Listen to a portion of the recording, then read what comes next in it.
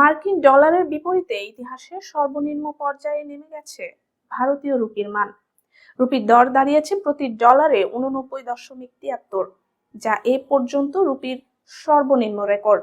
মাত্র 2 সপ্তাহ আগেই রুপি তার আগের রেকর্ড 89.49-এ পৌঁছেছিল। এবার সেই সীমাও ভেঙে গেল।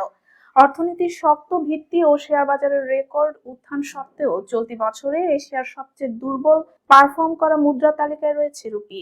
বাজার সংশ্লিষ্টরা বলছেন, ভারতীয় রুপির এই পতন আরো তীব্র হতে পারত যদি কেন্দ্রীয় ব্যাংক নিয়মিত বাজারে হস্তক্ষেপ না করত।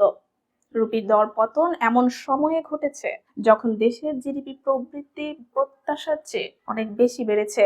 চলতি বছরে সেপ্টেম্বর প্রান্তিকে ভারতের জিডিপি প্রবৃদ্ধি দাঁড়িয়েছে 8.2%, যা রয়টার্সের জরিপে উঠে আসা 7.3% পূর্বাভাসের তুলনায় উল্লেখযোগ্যভাবে বেশি।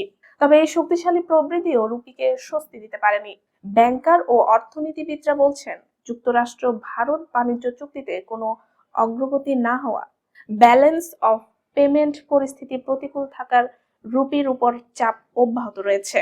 বাজারে মাঝে মাঝে রাষ্ট্রায়ত্ত ব্যাংকগুলোকে ডলার বিক্রি করতে দেখা গেছে বলে ট্রেডাররা জানিয়েছেন।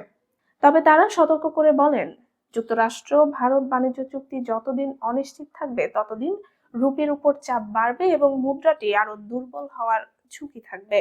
গত মাসে দুই দেশের কর্মকর্তাদের মন্তব্যে আশা জাগে যে ভারতীয় রপ্তানি পণ্যের উপর আরোপিত 50% শুল্ক কমানোর বিষয়ে অগ্রগতি হতে পারে, কিন্তু কোনো চূড়ান্ত ঘোষণা না আসায় সেই আশাবাদও রুপির উপর ইতিবাচক প্রভাব ফেলতে পারেনি।